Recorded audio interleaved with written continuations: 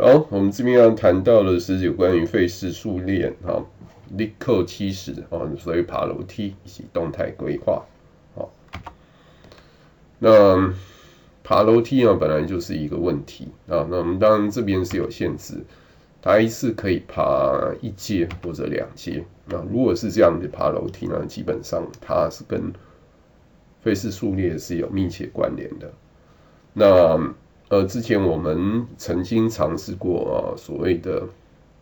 top down design 的方式，基本上就是递回加上记忆。那bottom up 的话，基本上就是采用回圈回圈的方式去解答。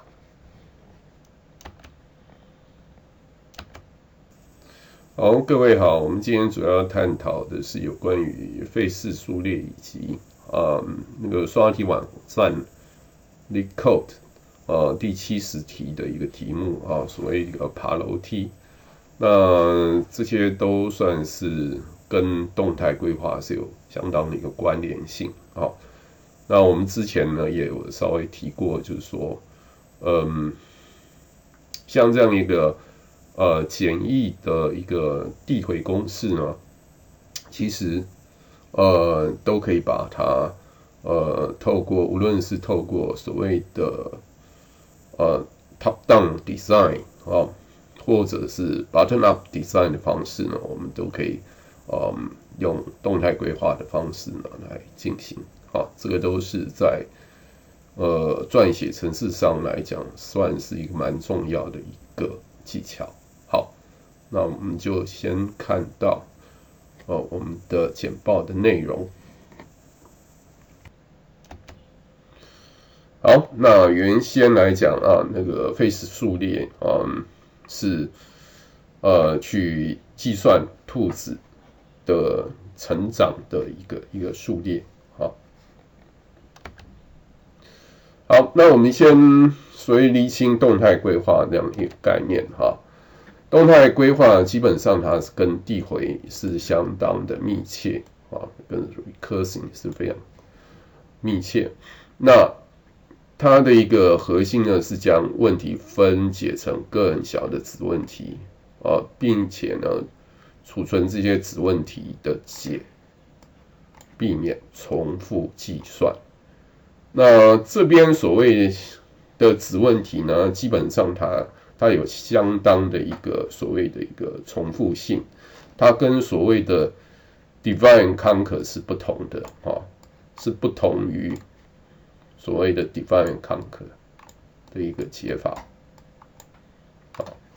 所以在整个设计上呢，它基本上是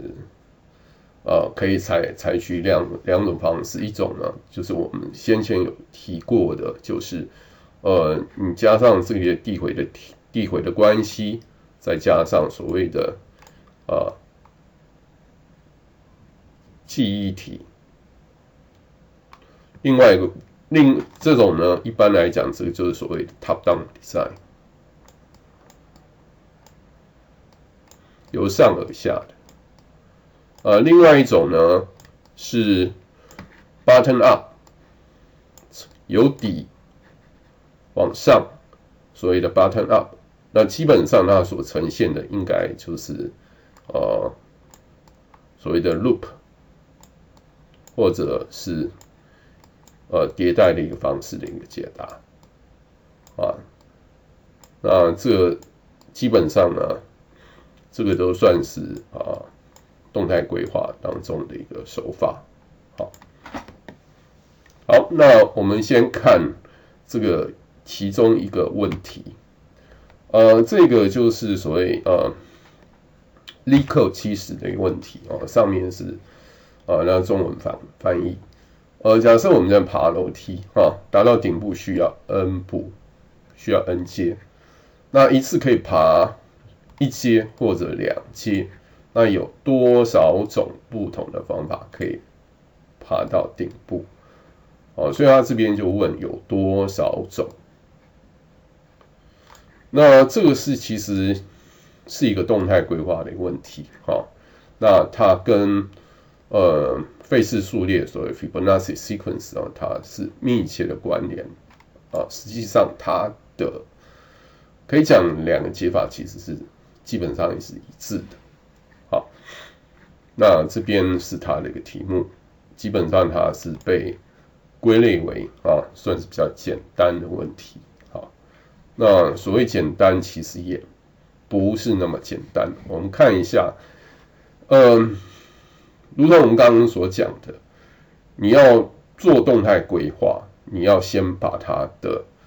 递回的关系把它找出来如果说你的递回关系找不出来，那没有这些递回关系，你动态规划实际上也是下不了手。好，所以我们先看它是怎么样的去解决这样一个问题。好，那我们既然是爬楼梯，那假设这是从0开始1所以我们这个绿色地方从0到1它只有一种，到2呢，它可以透过这样的方式，或者直接上去，所以它这边当然是2。好，那我们如果是到顶部，假设这个数字叫做 Fn，它一次可以走2阶或者走1阶，所以基本上呢，它就是前2阶的它那个总数的和，所以这个就是它的一个递回关系有了这个递回关系之后，我们才有办法去解答。好，另外我们会说，好，你除了这个递回关系出来，那你的所谓的初始条件，所谓 initial condition 到底是怎么样？你的初值，那你可以说，如果是我们从1开始的话，当然就是1跟2如果我们要从0开始的话，这边很重要 ，F0 是等于1。0到0，它没有走任何，没有走，它也是1走所以这就在逻辑上，这其实是蛮重要的一个概念。好，接下来我们看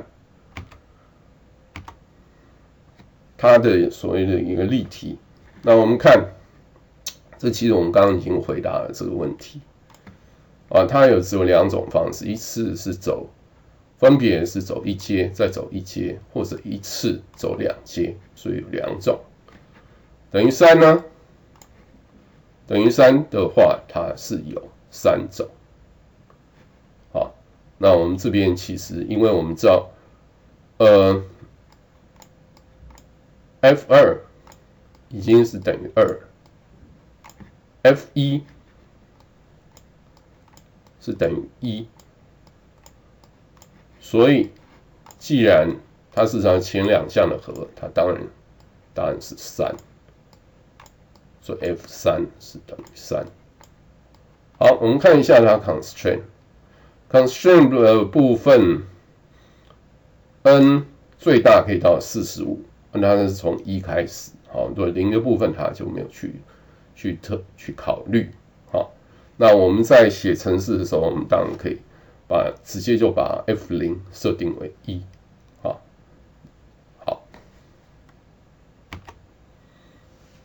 那许多刷题网站呢，像以 LeetCode 来讲，它成立的时候，那个时候应该是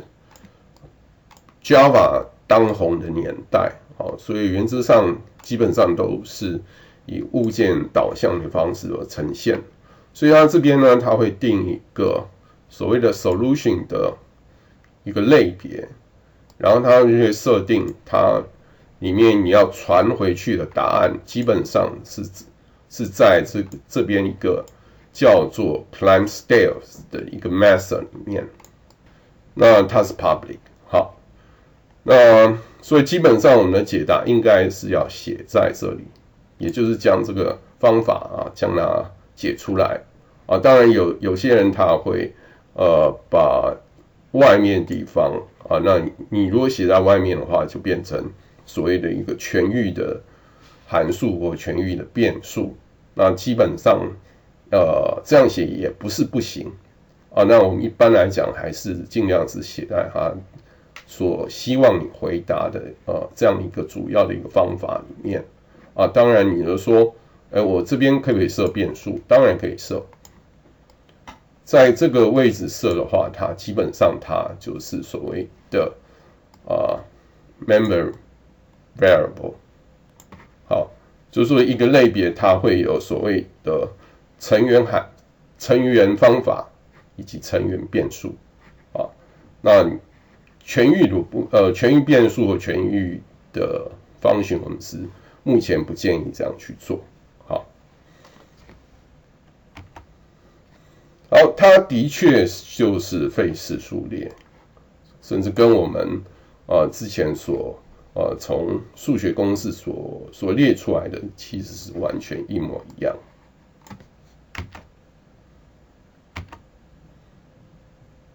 那我们从0开始，0的话就是1，好，我们也知道费氏数列，它其实反映了很多大自然上面的规律。好，那我们当然会先试这样的一个问题，因为你已经知道它的递回关系，所以它 n 小于2的话，值就是1。然后大于等于2的情况，它就是前两项的和。那这边这是它的一个方法的名称，所以这边千万不要写错。那我们这边去测试 n 等于45，它的一个结果就是告诉我们时间超过它的极限，所以这样你 submit 出去啊，基本上它也不会认可。好，所以这边真的是要用到动态规划的一些概念。那我们当然一个比较简单的一个解法，应该我们在上次上课的时候也有说明，你就是加上记忆体，用所谓的析阵列就可以了。所以在这边的话，我们就设在这个位置。这个位置我们刚刚讲过，这边是所谓它的一个成员变数。那这边当然我们有相关的一些递回的地方，我们当然都是写在解答部分，当然写在里面。那我们这边的话，这一行当然是我们所谓我们的 base condition， 我们的初始条件。然后我们既然在这边我们已经设了它的一个析阵列，初始都是0，如果它不等于0，代表它已经计算了，所以你就传回它在这个阵列所储存的值。好，那这两行顺序很重要，这里不能颠倒，这里是不可以颠倒的。好，再来前两项的和，那我们在传回答案之前呢，我们先把它写到它阵列所在的位置，其实这样就完成了。那以这样几行的一个解，它的计算时间是在45入它是0毫秒，0毫秒就可以解答了。好，那我们接下来看看有没有其他的解答的一个方式。这边当然是我们上次所提到的一个主要的一个函数啊，但是我们如果是考虑 LeetCode 它的物件导向的一个格式，我们势必还是要做相当程度一个调整。好，另外就是我们今天要特别希望同学能够去实做的，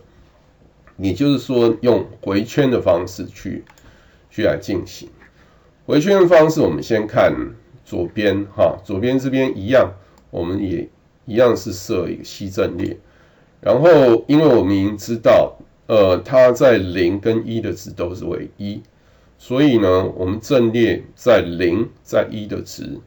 先把它写进来，其他后面都是0。好，那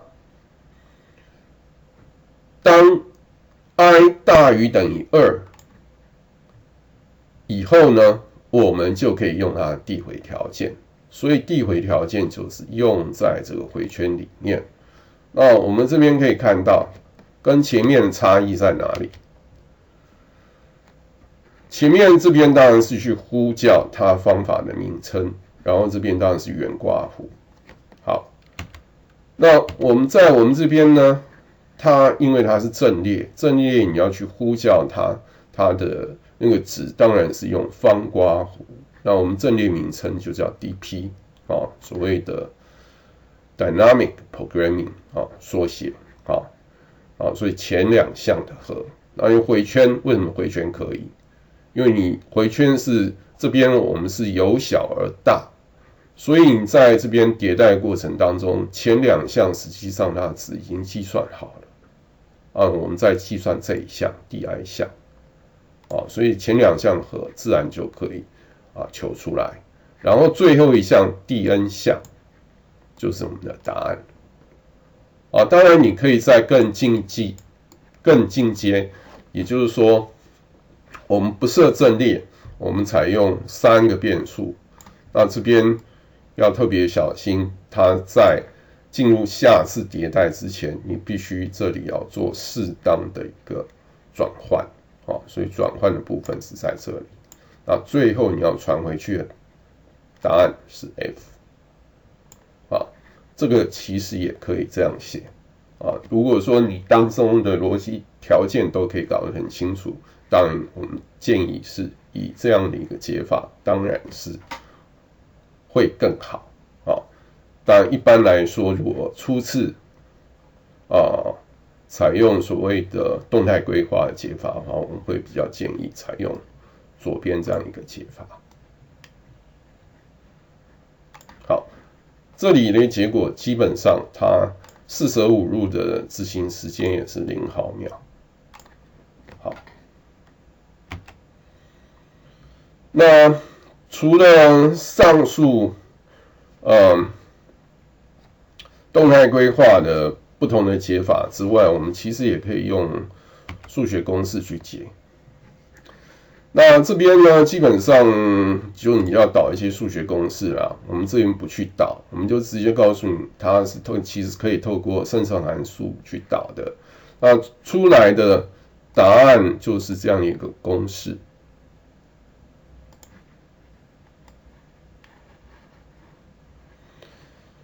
那它基本上它是有2项，那这一项而言很清楚，它是大于1。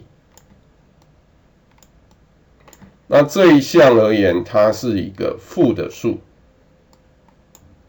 而且基本上它随着这里的指数的成长，它的值会越来越小因为它是负的，所以当它会跟 n 的基数偶数的一个情况，它里面会正负号的变号不同的项值会变号，然后这边是减。好，那我们怎么去解这样的问题呢？因为我们要先了解这前面这一项，其实我们也可以透过浮点的计算来求得这样的一个解。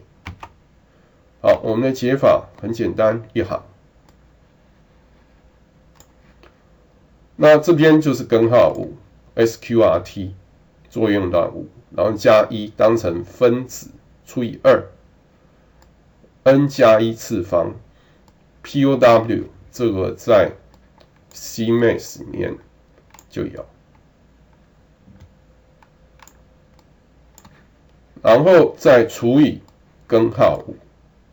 好，不要忘记4舍5入。好 ，round。因为后面那一项它有可能是正的，有可能是负的。好，那这个解基本上也是0毫秒。好，那当然还有其他的解法其他的解法我们就暂一下不表不然的话那个太多了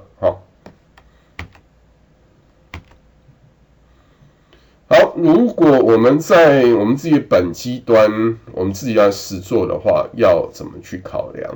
当我们如果比方说我们这边应该是在 Visual Studio 的一个环境啊，当然其他的环境也 OK 啦，啊，但是你就是要将这个程式将它写好写满。好，所以前面当然你要加上标头档。那我们在第4行这边呢，我们是多加了一个 omp.h 啊，基本上我们只是在用它里面取时间的这个函数，所谓 omp get wtime， 我们基本上是用到这里。那原则上呢，我们会有 cout， 所以我们会用 iostream。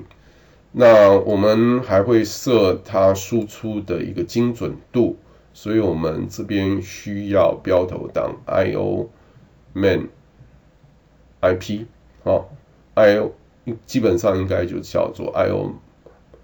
manipulation 啊。那我们希望能够取到15位。那当然要命名空间 std 啊。下面这边呢，原则上就是我们在 LeetCode 的一个解答，所以它这边原则上这边它其实是一个类别，然后下面的都是被设定为是 public 啊。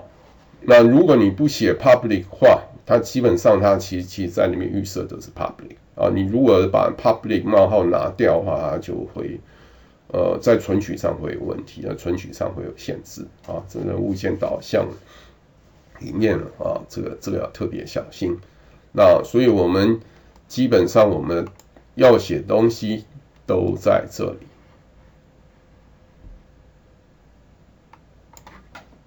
好，